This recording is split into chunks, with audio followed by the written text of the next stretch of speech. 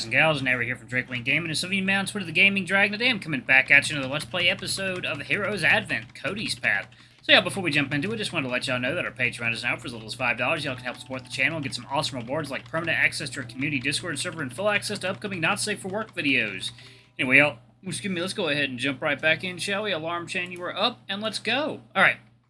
Is something wrong, child? Oh, nothing. It's just, you look very different this time. She only chuckled softly as you gestured to her outfit. Oh, I'm still the same Alisa you know, dear. And truth be told, I'd much rather wear what I usually would back at home. But alas, we all have an image to keep up amongst others, haven't we? So they say, yeah. And I agree, I prefer simple clothing as well. So, I guess this new uniform that Max and the others got for me suits me really well. Indeed, you look quite dashing in those, dear. Thank you, ma'am. Actually, that reminds me, I should return the clothes that you lent me from before. There's no need for that. I gave it to you, so it's rightfully yours. Just remember to keep it well. That's all I ask of you. Yeah, I'll keep it safe. Thank you again, Alisa. You're welcome. Now, what is it that you'd like to know? I will answer to the best of my abilities. Well, why am I here? Why am I here, Alisa? Why me of all the people that could be brought here? What is the purpose of me being the hero? Well, you're here because it is as the prophecy had foretold. In other words, fate has ordained that you are the one to vanquish the evil king. I didn't ask for any of this. That being said, however, this does not mean everything is already set in stone, Cassian. What do you mean by that? Prophecies are, in essence, just other means. Long have people used divination to seek guidance throughout their lives. How they actually live their lives and shape that path towards their destination, however, is entirely up to them. So, while it might say that you'd be the one to put all this to rest, the prophecy does not specify how. That's why you can take your time, Cassian. Do it at your own pace in your own way. I'm sure you'll come up with something of your own accord. I guess I never thought of it that way. But still, isn't the situation pretty urgent? I don't think I can just mosey along forever. I suppose your concern is not unfounded. Worry not. We'll have to talk with your friends after we're done here.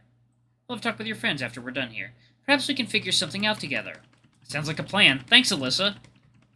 You're welcome. Once you've found the purpose of your journey, everything else will become clear as day to you. But how you will reach that point is the question. I, too, am quite curious of how you intend to do so. Well, anything else you'd like to ask, Cassian? What are my powers? So, what exactly are my powers? At first I thought I couldn't use magic like the others, but when Alex made me touch the Guardian Crystal there... Alyssa looked to the Guardian Crystal as you gestured towards it. I got zapped, which he said wasn't supposed to happen. Were you hurt? Thankfully, no. I just got zapped really bad, which I think Alex called system shock or something. But afterwards he suddenly found out that I could use magic now, which admittedly I did hurt myself trying to use it. I see. Thankfully you were still here with us. What did your friend Alex make of this discovery? Well, he said my element was ether. Did I say that right? Yes, ether is indeed an element, although not in the sense that you may believe. So, if it's an actual element, does it mean I can use ether magic? You could, yes, if that element actually existed to begin with. Huh? Alisa, I don't understand. Didn't you say it was a real element? An actual hypothetical element.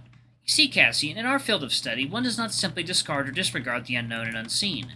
The existence of the nether element implies the existence of its antithesis, which so far has been named ether. Alas, without any observable nor tangible evidence, this element will yet remain a hypothesized one. I see. So, what does that make me, then? Well, the conclusion that Alex had arrived at is close, but not quite. He was correct in deducing that your element is none of the common ones, but rather what we sages call the null element. Null? What does that mean?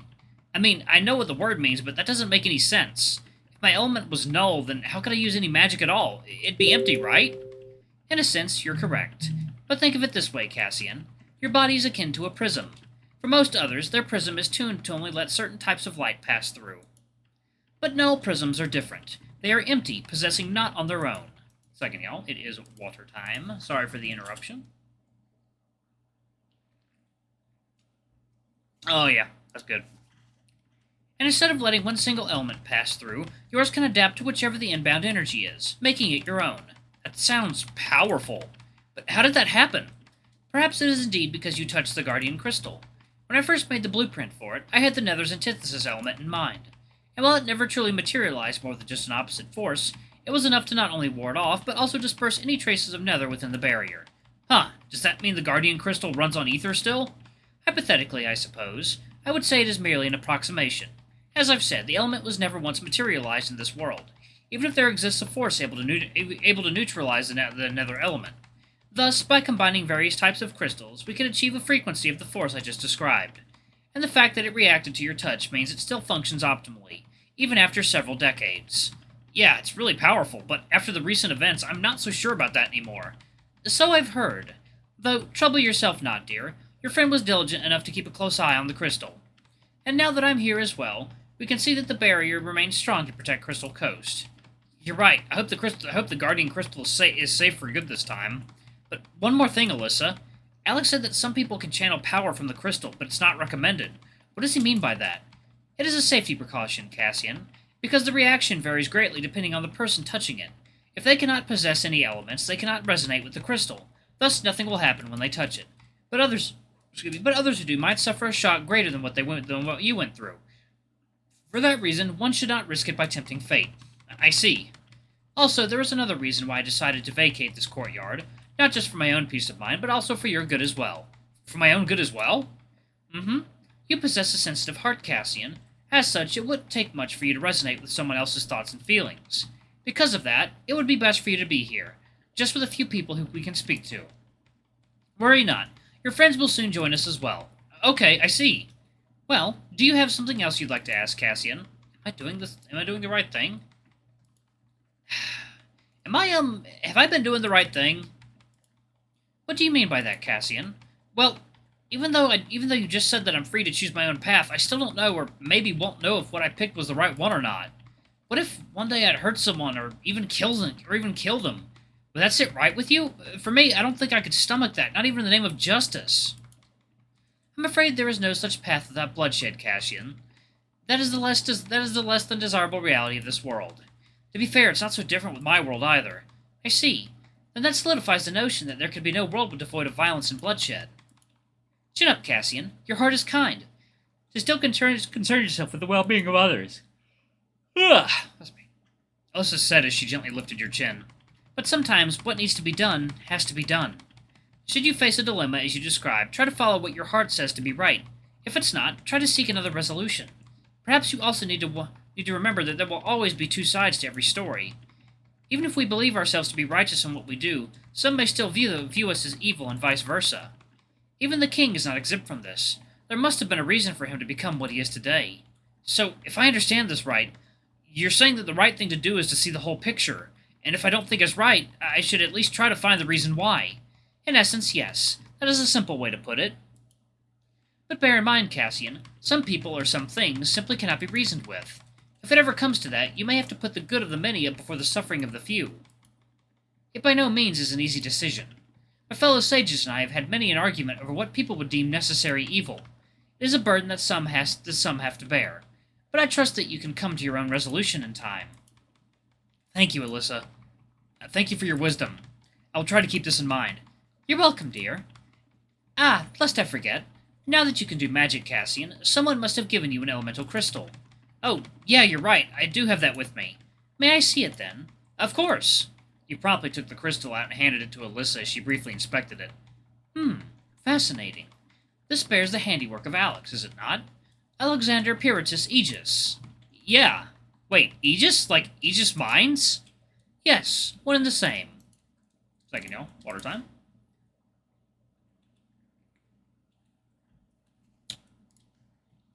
Why? Had no one told you about this? Not even Max? I don't think so. I always knew that Alex probably had some connections to powerful people in the city, judging by the picture of his family in Alaric's office, but I never would have guessed that he's the son of the Aegis mine owner. I suppose you wouldn't suspect that on your own. But it all makes sense, no? A scholar with such aptitude is quite the worthy heir to the Aegis legacy. I agree, he's a really smart guy. Well, even if he can say weird things at times. I'm sure he means well deep down. Here, this crystal he made for you. It's quite an interesting replica of the Guardian Crystal. You mean this is a miniature version of that? Indeed, more or less so. More precisely, I can tell that he based this upon the vitreous apparitor, one of the first inceptions of the Guardian Crystal. Though, what's that? It means glass attendant. Think of someone that would escort you safely through your voyage to this land.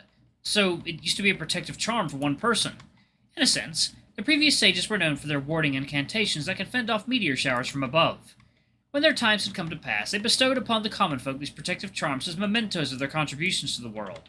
Sadly, much like everything else, the charms deteriorate over time, losing its warding properties as a result. Thus, our scholars have long created these makeshift crystal amulets, serving the same purpose of protecting its wearer. However, it would take so much more to make something able to protect an entire region, while also able to sustain itself against nether influence. That was when I stepped in to offer my counsel, and the blueprint of the crystal you see today. But back to these crystals. One of the troubles of supplying everyone in the land with these was that they had to be custom made, tailored to the specific person in mind. Otherwise, the crystal would immediately lose its potency since it cannot resonate with the bearer. That's really impressive. Does that mean Alex made this just for me? Highly likely so, I surmise. Perhaps he'd noticed the implications and tuned the crystal to your specific frequency. Being this caliber, it's not quite as potent as the guardian crystal itself, but it should serve its purpose well. She held the crystal for a moment before closing her palm on it. Then she seemed to close her eyes and channeled something into it. As she opened her palm again, the crystal began to float and hover before her.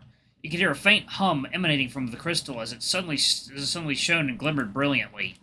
Alisa then gestured to the side as one of the guards approached and knelt down before her with a sword in his hands. As if on cue, the crystal immediately gravitated towards the blade and embedded itself onto an empty gem socket. Finally, Alisa opened her eyes and graced you with a smile as she took the blade from the guard and presented it to you. Here, Cassian, take the sword. You stepped forth and reached out to the sword. As soon as you touched the hilt, a surge of energy coursed through your body, rendering you visibly shaken, though not as devastating as touching the guardian crystal itself. I've amplified the resonance on this crystal. It shall not only channel your element, but also those you wish to resonate with. This sword was also imbued with magical crystal shards within its fine steel, allowing it to channel your elemental power. May this serve you well on your journey, Hero Cassian. Whoa, thank you, Lady Spring! You took the sword after giving a shallow bow to Alisa, who nodded back at you in acknowledgement. Stefano, could you call Maxwell, Dimitri, Raymond, and Alexander from the 4th Division here? I'd like to have a word with them, if you will. Yes, milady. I'll summon them right away. The guard then went on his way before returning with your group. He exchanged a knowing glance with Kody before returning to his position elsewhere. Second, water time.